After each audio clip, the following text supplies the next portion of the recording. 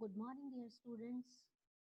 आज हम पढ़ने जा रहे हैं पाठ 9 दोहे। दोहे मात्र 2 पंक्तियों के होते हैं लेकिन समझा बहुत कुछ जाते हैं।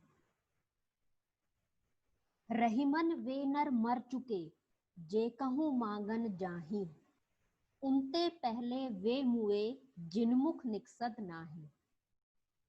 प्रस्तुत दोहे में कविवर रहीम जी ने बताया है कि कोई अगर किसी के पास कुछ मांगने जाता है, जैसे कोई भी मदद है किसी तरह की, तो वो मृत के समान, क्योंकि समय रहते तो हम काम को पूरा करते नहीं हैं, या जो भी सुख सुविधाएं हमें जुटानी होती हैं वो हम नहीं कर पाते हैं, और फिर जब समय निकल जाता है तो हम इधर उधर एक दूसरे से मदद मांगने जाते हैं। तो आपने एक तो पहले उस समय का सही इस्तेमाल नहीं किया, आप उसका दुरुपयोग करते रहे, फिर आपको पछतावा होता है और आप सहयोग चाहते हैं। तो ऐसी स्थिति में आप मृत के समान माने जाते हैं।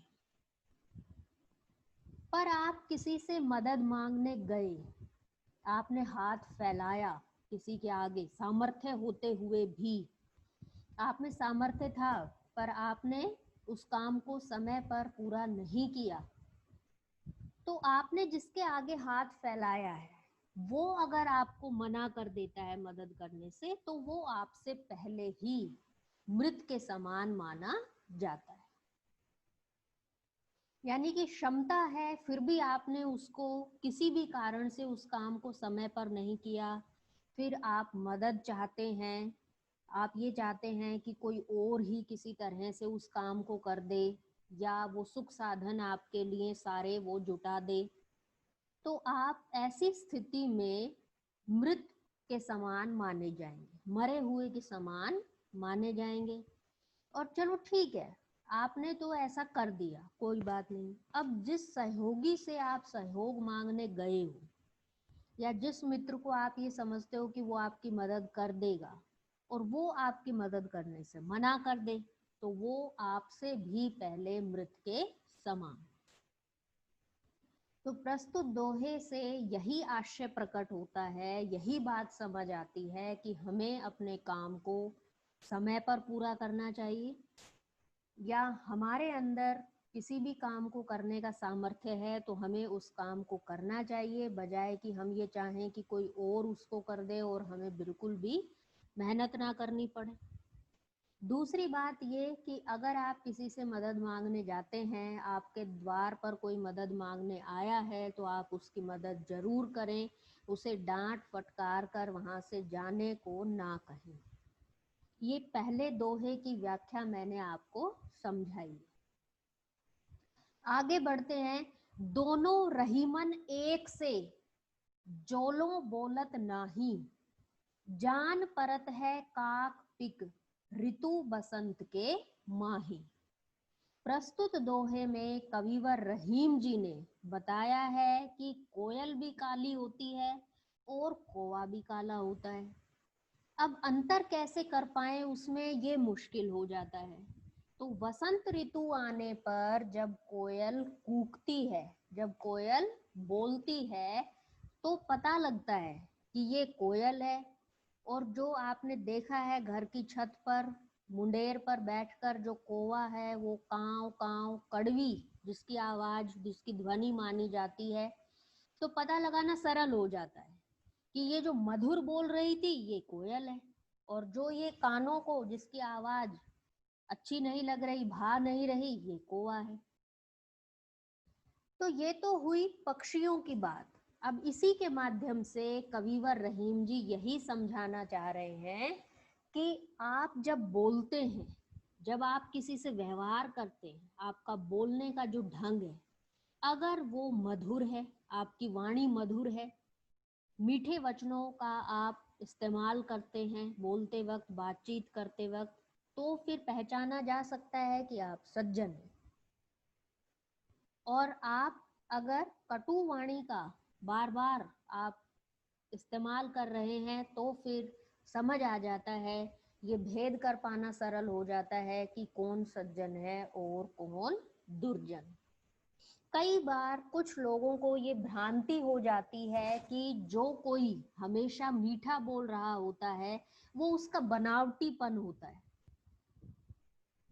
या वो उस सीमित क्षेत्र में ही ऐसा व्यवहार कर रहा है, जबकि ऐसा नहीं होता।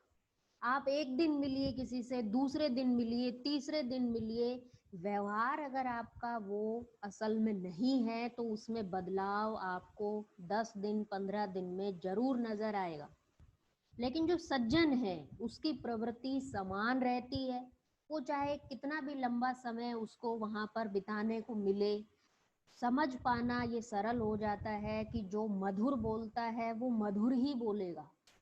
कोयल है वो कूकती ही है, वो मीठा ही बोलती है, इसीलिए वो सब पक्षियों में सबसे आगे मानी जाती है। रंग हालांकि उसका भी वही है जो कोए का है, लेकिन उसकी जो मधुर कूक है, जो आवाज है, वो सबका मन मोह लेती है।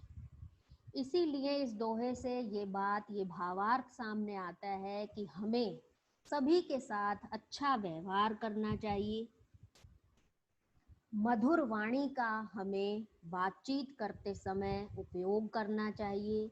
कटु वचन जब आप किसी को बोलते हैं तो वो सुन तो लेता है, सहन भी कर लेता है, लेकिन उसके हृदय के किसी न किसी कोने में वो समा जाते हैं। अब उनको अगर कोई साथ में रखकर फिर भी आपसे अच्छा व्यवहार करता है तो वो कोयल है। लेकिन आपने सामने वाले के साथ अच्छा व्यवहार नहीं किया और वो भी आपके साथ फिर वैसा ही व्यवहार कर रहा है, तो फिर वो समान हो गए दोनों, फिर उनमें कोई अंतर नहीं रह गया।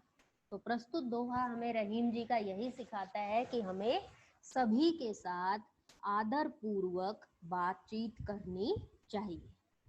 ऐसे में समय और स्थिति को आप समझने की कोशिश करें।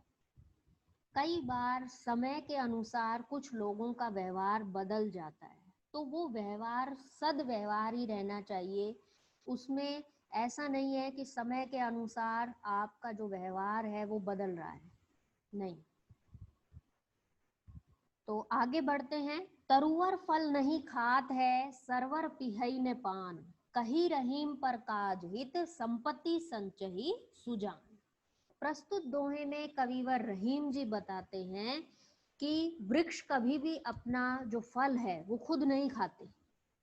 आम का आपने पेड़ देखा होगा, आम से बिल्कुल सराबोर होता है, लेकिन ऐसा तो नहीं है कि वो आम को खा लेता है खुद ही, नहीं है ऐसा। इसके बाद देखिए कि जो सरोवर है, तालाब है, वो कभी भी अपना पानी खुद नहीं पीता। ठीक ऐसे ही सज्जन महिला पुरुष क्या करते हैं कि दूसरों के हित के लिए धन इकट्ठा करते हैं। तो हमारा जो व्यवहार है वो कैसा होना चाहिए? अच्छा होना चाहिए। परहित हमें, जनहित कल्याण के लिए हमें व्यवहार करना चाहिए।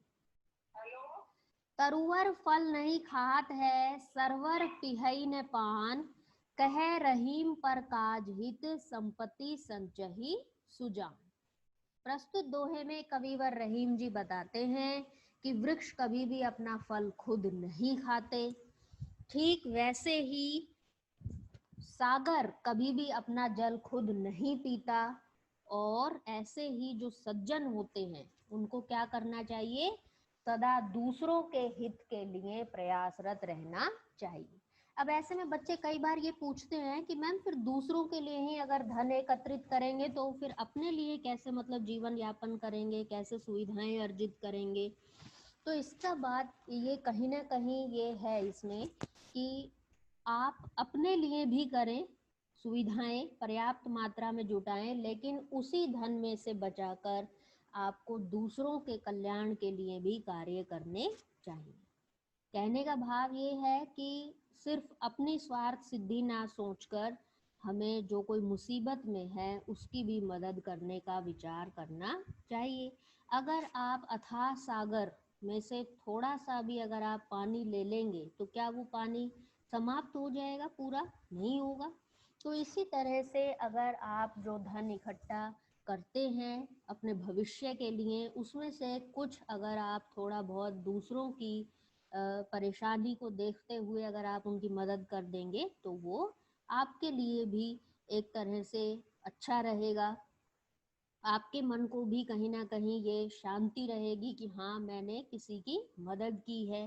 तो आप इस तरह के कार्य, जनहित कार्य भी करते रहें, जो कि आपके आगे आने वाले समय के लिए काफी फायदेमंद रहते हैं। कही रहीम संपत्ति सगे, बनत बहुत बहुरीत, विपत्ति कसोटी जे कसे, सोही साचे मीत।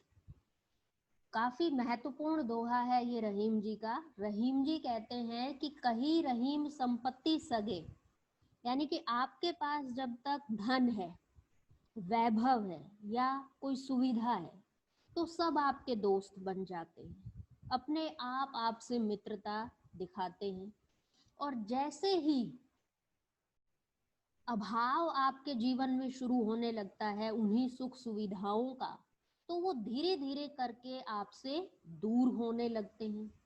तो सच्चा मित्र आपका कौन है या कौन नहीं है, ये तभी पता लगता है कि जब सही समय आता है।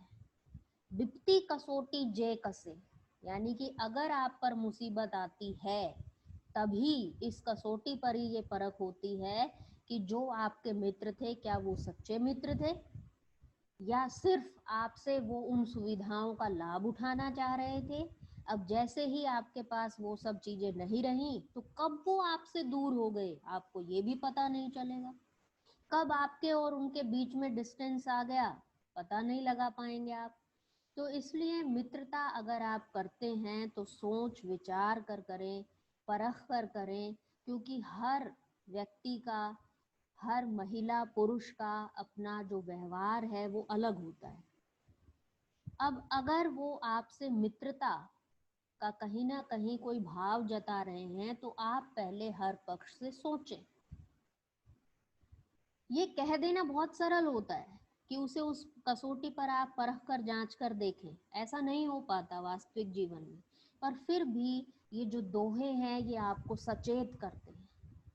कहीं ना कहीं आपके मन मस्तिष्क में ये बात रहती है कि कहीं अगर मैंने ये गलत कदम उठा लिया तो मुझे जीवन भर कहीं पछताना ना पड़े। इसलिए आपको मित्रता सोच विचार कर करनी चाहिए। पहले बहुत अलग अलग तरीकों से आपके दोस्त मित्र बन जाते हैं, बाद में अभाव जब घेर लेता है आपको, तो वो सभी मित्र धीरे धीरे करके दूर होने शुरू हो जाते हैं। जबकि सच्चा मित्र वही होता है जो हर मुसीबत में, आपत्ति में आपके काम आए। आप कुछ नहीं उसके साथ साझा कर रहे हैं, तब भी वो बिना बोले भी आपकी बात को समझ जाए कि आज आप परेशान हैं, उदास हैं या कोई बात तो जरूर है। तो इस तरह से आपको मित्रता करनी चाहिए। रहीमन निज मन की बिथा, मन ही राखो गोए, सुनी अठीलें लोग सब, बांटी न लें को। प्रस्तुत दोहे में कविवर रहीम जी कहते हैं कि अपने मन का दुख है ना आपका, उसको आप अपने मन तक ही सीमित रखिए। किसी दूसरे के साथ आपको उसको नहीं बांटना है, नहीं बताना है। अब अक्सर जब हम कक्षाओं में होते हैं तो बच्चे कहते हैं कि मैम, फिर कभी आप कहती हैं कि बताना चाहिए, मन में नहीं रखना चाहिए, आज आप कह रही हैं कि नहीं बताना चाहिए। तो उसमें बच्चों को अंतर कर पाने में, थोड़ा सा समझ पाने में समय लगता है कि अपने मन की बात को फिर वो किसी के साथ शेयर करें या ना करें। तो यहाँ समझने योग्य बात ये है कि आप अपने करीबी के साथ उस बात को बांट सकते हैं, लेकिन जिस मनुष्य के बारे में आपको ये पता है कि उसकी प्रवृत्ति कैसी है, ठीक है, तो उसके साथ उस बात को आप बिल्कुल भी ना बांटें, क्योंकि वो वहां पर आपकी बात को सुन तो लेगा, चेहरे पर हाव भाव भी ऐसे प्रकट करेगा कि हाँ, वाकई उसे भी दुख हो रहा है, लेकिन जैसे ही वो आपके पास से हल्का सा भी दूर गुजरेगा तो यकीन मानिए वो आपके उस दुख पर हंसता है। वर्तमान समाज की ये कड़वी सच्चाई है। इसलिए ऐसा माना जाता है कि अपने मन की व्यथा को, अपने मन के दुख को, क्योंकि हल तो आप ही कर पाएंगे ना। आपने एक को बता दिया, उसने दूसरे को बताया, तीसरे को बताया, या आप ही बार बार आपके पास कोई एक आ रहा है उसको बता रहे हैं, दूसरे को भी बता रहे हैं, तीसरे को भी बता रहे हैं, तो आप समाज में हंसी के पात्र बन जाते हैं। उससे ये भी समझ आती हैं चीजें कि आप अपनी बातों को अपने तक सीमित नहीं रख पाते हैं। तो रहीमन निज मन की बिथा मन ही राखो गोए, जो ये दोहे बने हैं ये समाज की सच्चाई के आधार पर बने हैं। सभी के जो व्यवहार हैं उनको काफी हद तक देखने, विश्लेषण करने के बाद ही ये दोहे, ये मुहावरे, लोकोक्तियां तैयार होती हैं। यूं ही नहीं क्षण भर में ये पंक्तियां बन जाती हैं। रहीमन निज मन की बिथा मन ही राखो गोए। रहीम जी कहते हैं कि अपने मन के दुख को, पीड़ा को, उस कष्ट को अपने तक ही सीमित रखें। सुनी अठील हैं लोग सब, बांटी न ले हैं कोई। सुन तो सब लेंगे लेकिन उसको कोई बांट नहीं सकता है, उसका हल वो नहीं निकालते, बल्कि आप पर उल्टा वो हंसते हैं, आपका उपहास करते हैं। इसलिए आपको अगर कोई बात जैसे बतानी है तो आप उस व्यक्ति के साथ उसको साझा करें जिस पर आपको पूरा विश्वास हो कि वो कोई ना कोई हल उस बात का निकालेगा, कोई ना कोई समाधान होगा। यूं ही सबके साथ अपने मन के भावों को ना बांटें, इस चीज का ध्यान रखें। रहीमन देखी बड़ेन को, लघु ने दीजिए डारी। जहां काम आवे सुई, कहा करे तलवारी। प्रस्तुत दोहे में कविवर रहीम जी कहते हैं कि कई बार हम क्या करते हैं कि किसी बड़ी चीज को देखकर छोटी चीज को बिल्कुल ही हम नकार देते हैं या उसकी अवहेलना करने लगते हैं, उसकी उपेक्षा करने लग जाते हैं। ऐसा नहीं होना चाहिए, क्योंकि जहां पर वो बड़ी वस्तु या पदार्थ काम आ रहा है वहां पर छोटा जो कोई भी सामान है, कोई भी वस्तु लगा लीजिए, पदार्थ लगा लीजिए, वो काम नहीं आ सकता। और जहां पर निम्न वस्तु काम आ रही है वहां पर वो इतनी बड़ी कोई अगर चीज है तो वो काम नहीं आ सकती। उदाहरण के तौर पर रहीम जी कहते हैं कि युद्ध में क्या होता है, तलवार काम आती है। युद्ध में तलवार काम आती है, सुई का तो कोई काम नहीं। सुई लेकर अगर कोई योद्धा रण में उतरेगा तो क्या उसका हश्र होगा, ये आप समझ सकते हैं। तो जहां पर सुई काम आती है वहां पे तलवार काम नहीं आती, और जहां तलवार काम आती है वहां पर सुई काम नहीं आती। अब वस्त्र सीलने हैं, कोई भी आपको काम करना है छोटा, तो आप क्या करेंगे, उसको निडल से आप सही करेंगे, थ्रेड से सही करेंगे। वहां पर अगर आप अस्त्र शस्त्र लेकर चलाने लग गए तो वो काम कभी भी नहीं होने वाला।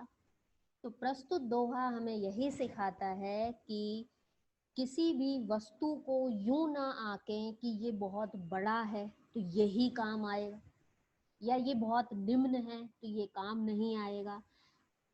अर्थात जहां जिस वस्तु की, पदार्थ की जरूरत होती है वहां पर वही सटीक बैठता है।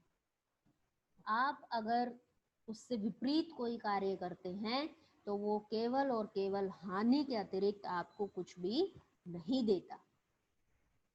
तो माय डियर स्टूडेंट्स, ये इसमें हमने कुछ दोहे थे जो पढ़े। इन दोहों का अर्थ आपको उम्मीद है समझ आ गया होगा। अब व्याख्या कैसे करनी है, देखिए घर में जो दर्पण है आपके, आप उसके आगे जाइए। You can take your book also, जो ये आपकी किताब है ज्ञान सागर, कक्षा 6 के लिए। आप अपनी पुस्तक को लेकर जाइए। आप जो ये लेसन है दोहे, आपका पाठ नंबर 9, इसको आप खोलेंगे और आप पहले दोहे को पढ़ेंगे कि रहीमन वे नर मर चुके जे कहूँ मांगन जाही, उनते पहले वे मुए जिनमुख निकसत नाही। ऐसे दोहा आपने पढ़ लिया। अब आपको इसकी व्याख्या करनी है, तो बुक आप वहां पर एक बेस बना लीजिए, साइड में रख दीजिए एंड ट्राई टू इंटरेक्ट, कि आप जैसे आपके सामने कोई है और आप उसको समझा रहे हैं, बता रहे हैं। इस तरह से कोशिश करते रहिए। प्रयास जितना करेंगे उतना आपके लिए फायदेमंद रहेगा। इन दोहों के माध्यम से काफी कुछ आप जीवन के अलग अलग जो एस्पेक्ट्स हैं उन पर सीख सकते हैं, क्योंकि हर एक दोहा काफी प्रेरणा देता है आपको। तो प्रयास करते रहें, क्योंकि ये जो शब्द है ये एक ऐसा शब्द है जो अपने आप में सब कुछ धीरे धीरे करके आपके पास लेता चला आएगा। और अगर आप क्विट करते हैं या आपको लगता है कि ये जो कोशिशें हैं ये बेवजह हैं, कुछ इनसे वाला नहीं है, तो ऐसा नहीं है। जो नकारात्मकता है उसे सीधे तौर पे अपने मन से निकाल दीजिए। हर कक्षा आपको सकारात्मकता से भरी लगेगी, क्योंकि जीवन सकारात्मक है। देखिए, अगर निर्भर कुछ करता है तो आपकी सोच पर निर्भर करता है कि आप कैसी सोच रखते हैं। आप सकारात्मक रहेंगे, आपके चारों तरफ सकारात्मकता रहेगी। आपके मन मस्तिष्क में नकारात्मक भाव रहेंगे तो नकारात्मकता फैलती चली जाएगी। उम्मीद है सभी पाठ 9 दोहे को अच्छे से पढ़ेंगे, दोहराएंगे। धन्यवाद।